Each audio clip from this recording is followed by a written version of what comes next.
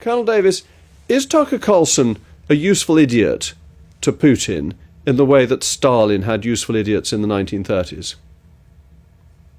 Well, certainly a lot of people are going to view it that way. There's no doubt about that because, Putin has not given interviews to anybody else. And he's certainly seen that over time he thinks that he has a friendly voice with Tucker Carlson. But a lot of other people view it quite differently, that they're saying, OK, here's someone that could be somewhat close to a balanced voice, and we'll see based on what kind of questions he actually asks Putin as to whether they're hard or softball questions. I think that'll determine it. But both sides definitely want to try to get something out of it, and Putin will do everything he can to make his side look as good as possible. I mean, the reason I refer to useful idiots is that a lot of people trooped off to the then Soviet Union in the 1930s and said what a good man Stalin was, when in fact he was killing people and he was running a totalitarian regime. We know that Putin kills people. We know that people mysteriously fall from windows who oppose Putin. And we know that he doesn't like democracy. So why on earth should Tucker Carlson go and interview him?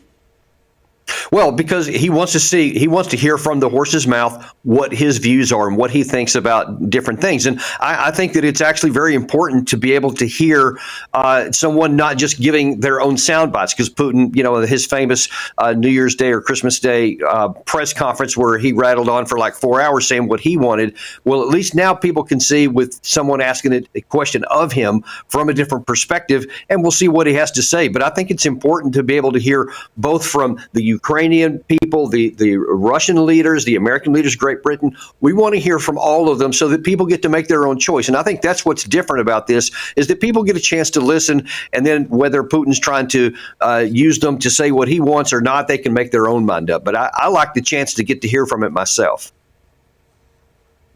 But do you really want to hear from your enemy who is justifying invading a friendly country? Aren't we in a proxy war with Russia?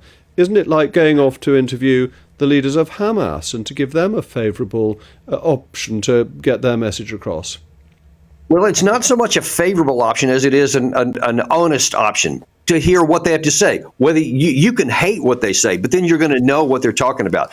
As a military man and somebody who's deployed into combat zones 4 times in my career, I think I heartily agree with Sun Tzu that says, if you know your enemy and you know yourself, then you need not fear the outcome of any battle. And if you never listen to your enemy, you don't know what they're thinking. And there could be some clues in there for people who are paying attention to see maybe there's a way to find a negotiated settlement, because everyone in the West likes to characterize Putin for, being the evil person and all this. And so they never listen to him, maybe losing an opportunity to possibly get this war to come to an end if you understand what he actually thinks about things. I think it's important. But as a military man, don't you actually want to win rather than to make your enemy seem potentially more sympathetic as a master of the dark arts of propaganda?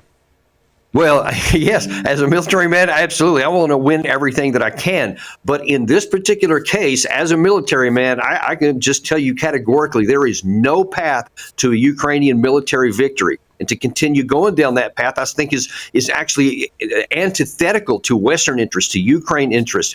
And to blindly go down that path and say we're going to keep trying anyway is going to get more Ukrainians killed. I think it's much wiser to say militarily what is actually possible and what's not, and then let's have policies based on the reality. But isn't that showing incredible weakness for the West that we can be defeated by Russia? Because Ukraine is acting as a proxy for the West, whether we like it or not. Yeah. Whether we like it or not, we do not have the capacity to win unless NATO gets physically involved with their armies and we go to war with Russia, which of course would be catastrophic and probably lead to nuclear war. That outcome is already ordained. And I know a lot of people don't want to hear that. They don't like to hear it. But again, an unemotional military assessment of the situation, Ukraine cannot win. And to continue to ignore that is going to make it worse for Ukraine, and an eventual settlement will be worse for them the longer it goes. That's the hard reality.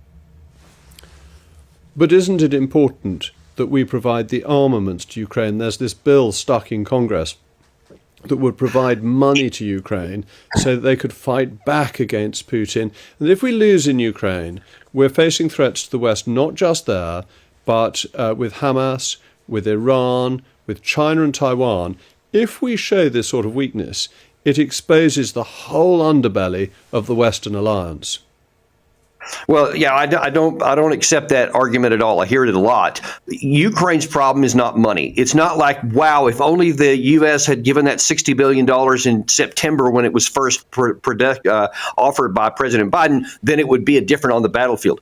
We had given, along with Europe, $200 billion in the first 18 months of the war, thousands upon thousands of armored vehicles, millions of shells of artillery, and it made no difference on the ground. To suggest now that at the 2-year mark, a few more dollars is going to make a difference does not square with what's actually happened on the ground. That's why I say the ground truth reality is there is no path to military victory. So to give more money and more shells, it keeps alive hope in some that they can win when actually they're not going to. All that will do is make more money go up. At some point, even if people don't like it, if the military path is not there for a victory, it's foolish to keep trying to go down it anyway, because you talk about something that'll harm our interest and make China and some of them more bolden. If they see us taking a foolish path that harms our own interest, then they're more likely to do something than if we take a rational path and say, let's close this war off as soon as we can so that we can prepare ourselves better for any potential other fights.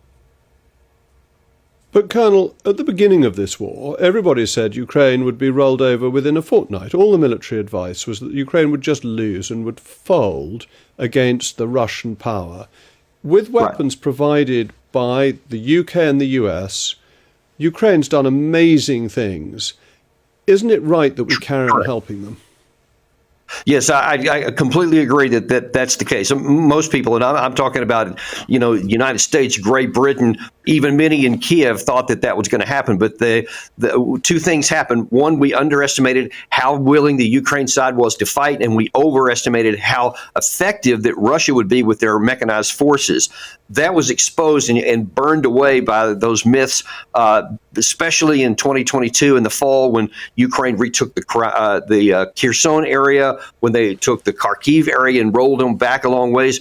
But Russia learned from that. And here's what's crucial to understand. This is no longer 2022. So Russia's armament industries are now increasing. Ukraine sides are decreasing because their air power is not enough to keep those Russian missiles from knocking out all their factories and stuff.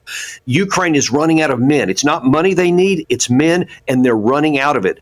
Russia has millions more military-age men to have. They have an undisturbed military industrial capacity.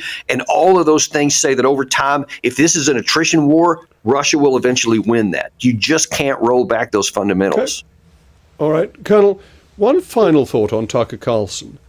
At the end of the Second World War, Lord Haw, the propagandist for Hitler, was hanged as a traitor. Do you think that Carlson is a traitor by providing propaganda for the enemy? Well, that's in the eye of the beholder. There's many people, and I'm certainly honorable. I don't think it's propaganda. He's actually asking him questions and listening to what he has to say. So again, going back to the Sun Tzu, you have to listen to your oppositions. Now, many people in the U.S. are already calling Tucker Carlson a traitor. I think that's an unfair statement because we're supposed to be free in democratic countries, and freedom of speech is supposed to be one of them. I think that people want to get rid of that speech if they don't like it, and I don't think that's part of democracy. So I don't view it that way at all.